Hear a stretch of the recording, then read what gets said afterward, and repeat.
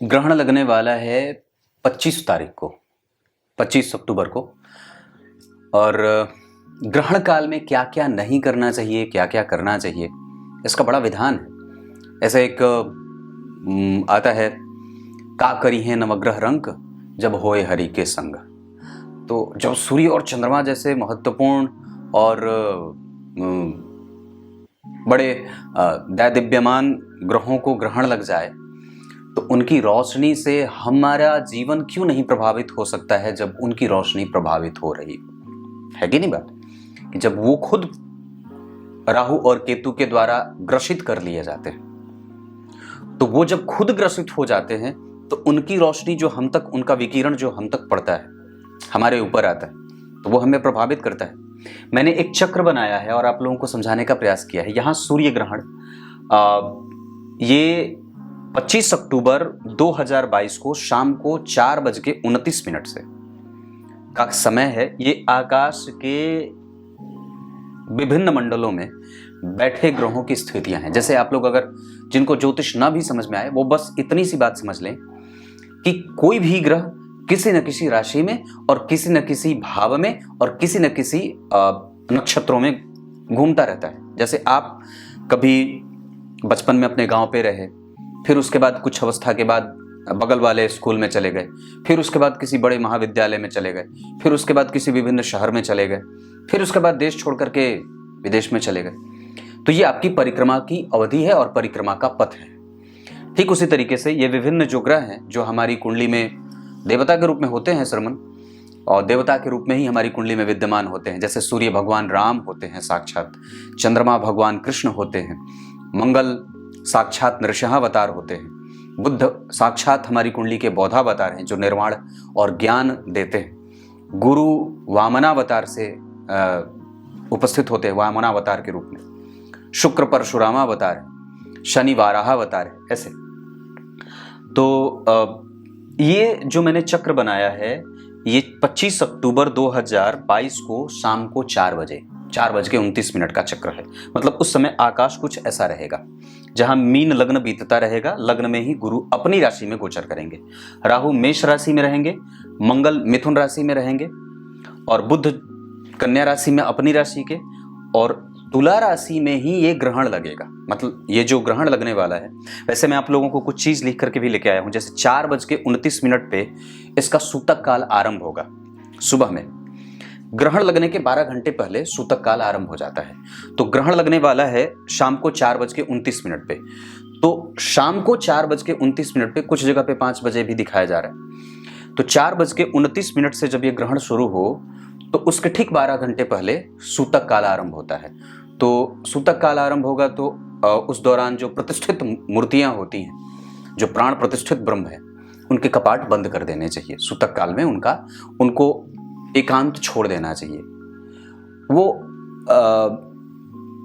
विकल हो जाते हैं, क्योंकि परमपिता परमेश्वर के स्वरूप तो सूर्य ही होते हैं, साक्षात नारायण। और जब उन्हीं पे ग्रहण लग जाए अमावस्या में, तो सभी मंदिरों के कपाट बंद कर देने चाहिए। उस मंदिर के कपाट के बाहर दरवाजा बंद करके, पर्दा लगा करके, और कीर्तन वगैरह कर लेना चाहिए। और ये ग्रहण का जो काल होता है, इसमें वैदिक मंत्रों का उच्चारण ना करके कोई भी मंत्र, जैसे नाम महामंत्र होता है, राम राम हरे हरे, हरे कृष्ण हरे राम राम हरे राम हरे हरे, तो ये हो जाए। या कोई भी आपको जो गुरु मंत्र मिला हुआ है वैष्णवी दीक्षा के अंतर्गत, जो वैष्णव को दिया जाता है वैष्णव मंत्र, वो आप जप सकते हैं। इसके बाद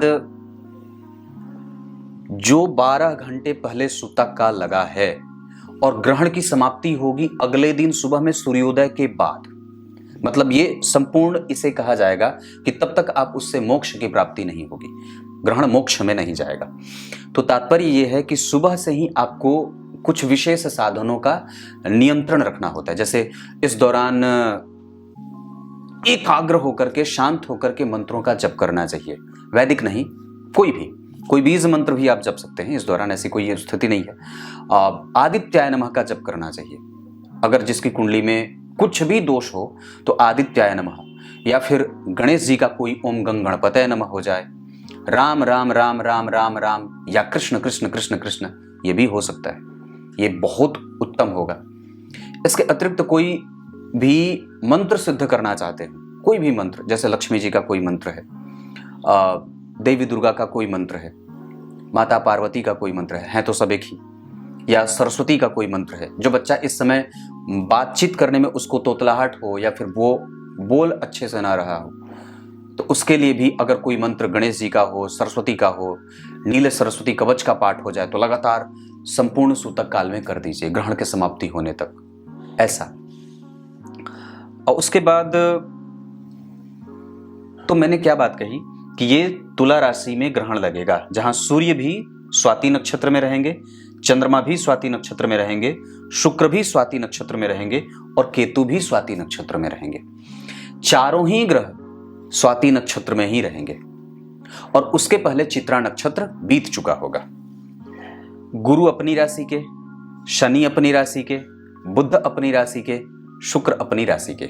मतलब इस दौरान जिस बच्चे का जन्म हो वो ग्रहण काल में उस बच्चे का जन्म माना जाएगा। मतलब वो ग्रहण काल में जन्म हुआ है या सूतक काल में जन्म हुआ। सुबह में 4:29 से सूतक काल आरंभ हो तो अगले दिन अंतिम तक वो सूतक काल माना जाएगा, या फिर ग्रहण समाप्ति अगले दिन सुबह होगी सूर्योदय के बाद।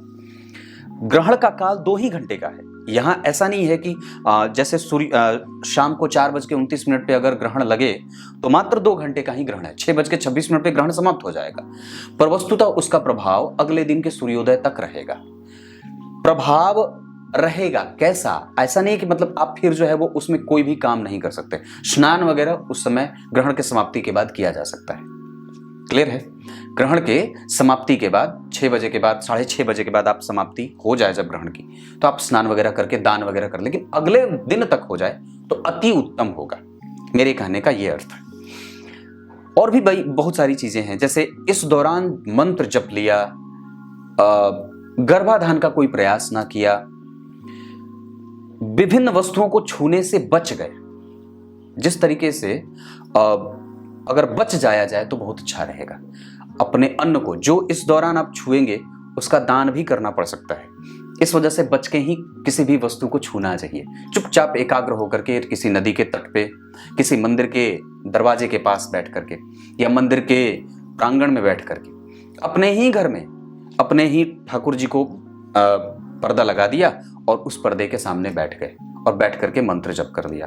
कोई भी जो कुछ भी बने, त्वमेव माता ही बन गए, तो वहीं लगातार जप लिया। इस ग्रहण काल में मंत्र जपने का बड़ा सिद्ध फल होता है। त्राण मिल जाता है भगवान को, नारायण को त्राण मिल जाता है। मतलब वो उस दौरान उनको कष्ट होता है, और जो हम लोग मंत्र जप करके उनको समर्पित करते हैं वो उनके ऊपर वज्र की भांति उनकी सुरक्षा करता है कि नहीं?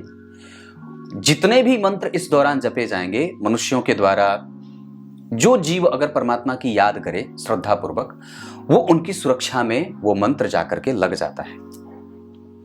इसे समझना चाहिए।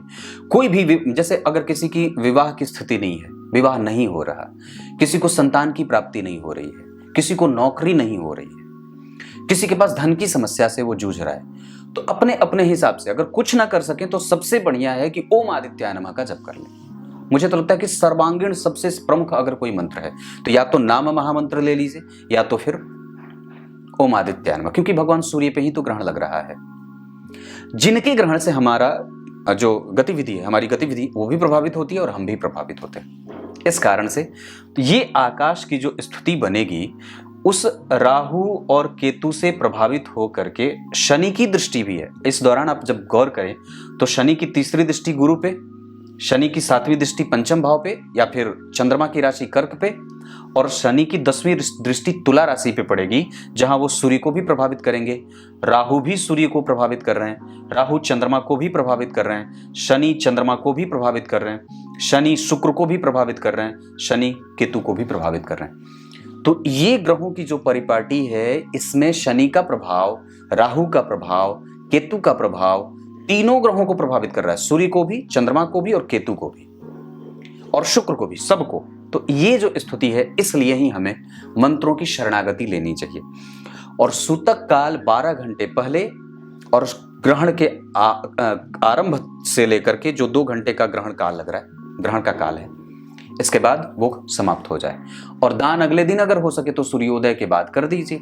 जो भी आपको अन्न छूना हो, द्रव्य दक्षिणा जो भी हो, पत्र पुष्प फल वगैरह जो भी देना चाहते हैं किसी ब्राह्मण को या किसी मंदिर में, उसके बाद ठाकुर जी की विधिवत पूजा कर दीजिए, भोग राग वगैरह लगा देना चाहिए, कीर्तन वगैरह कर लेना चाहिए, जप वगैरह कर लेना चाहिए। इस दौरान अपने अन्न भंडार में तुलसी का दल या कुशा का प्रोक्षण कर देना चाहिए, छोड़ देना चाहिए, उसमें ले जा करके रख देना चाहिए सूतक के आरंभ में। सूतक जब लग जाए उससे पहले कोशिश ये करें। ये सब चीजें होती हैं। और क्या बताऊं, ग्रहण लगने वाला है तो सोचा आपको ये कम से कम बता दूं। बहुत लोग पूछ भी रहे थे कि पंडित जी ग्रहण लगने वाला है क्या। मैंने कहा ये हर जगह दिखने वाला है।